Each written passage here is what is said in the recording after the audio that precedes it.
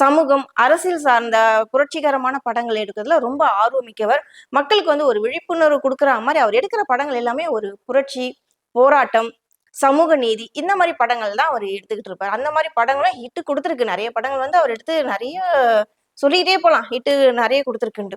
அதுக்கப்புறம் பார்த்தீங்கன்னா, தன்னுடைய மகன் இப்ப இருக்கார்ல, நம்மளுடைய முதல்வர் ஜோசப் விஜய். அவரும் குழந்தை நட்சத்திரமா 1984ல அறிமுகப்படுத்துறாரு ஒரு குழந்தை நட்சத்திரமாக.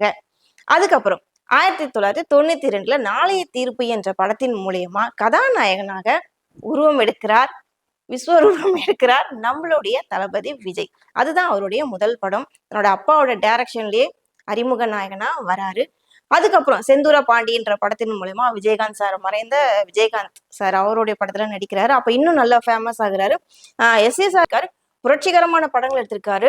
அதுக்கப்புறம் லீடிங் இருக்க ரஜினி, கமல், சரத்குமார் இப்படி நிறைய பேரை வச்சு நிறைய படங்கள் எடுத்து கிட்டத்தட்ட ஒரு 70க்கும் மேற்பட்ட படங்களை டைரக்ஷன் பண்ணியிருக்காரு எஸ்.ஏ.சி சார்.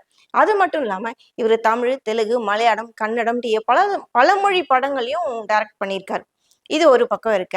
நம்மளுடைய இளைய தளபதி விஜய் இவங்க அப்பாவோட படத்துலதான் தொடர்ந்து சில படங்கள்ல ஹீரோவா அறிமுகமானாங்க, நடிச்சிட்டு இருந்தா நல்லா போயிட்டே தான் இருந்தது. ஒரு காலகட்டத்துக்கு மேல இவருக்குன்னு ஒரு ஹீரோயிசம் வேணும்ல, இவருக்குன்னு ஒரு தனி மார்க்கெட் கிரேஸ் வேணும்ன்றதுக்காக காதலுக்கு மரியாதை, பூவே உனக்காக இப்படி பலதரப்பட்ட படங்கள்லாம் நடிச்சிருந்த கண்ணுக்குள் நிலை இந்த மாதிரி படங்கள்லாம் பார்க்கும்போது அவ்வளவு சாமிங்கா அவ்வளவு கியூட்டா இருப்பாரு நம்ம தளபதி விஜய்.